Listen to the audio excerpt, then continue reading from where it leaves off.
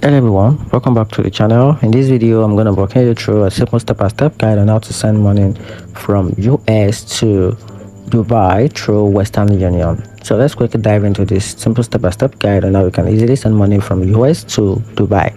So one of the quickest way is to use the mobile app or also access the Western Union website. So sign in or create a Western Union account with your details, then select United States as the sending country and the United Arab Emirates, which is Dubai, as the receiving country.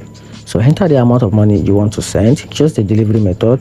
Options usually include your cash pickup, bank transfer, or mobile wallet. Enter your recipient full name matching their ID, which is the bank details or the wallet details depending on the method you chose. Then select the payment method, which will be your debit card, credit card, or bank transfer. Review the details carefully to avoid loss of funds.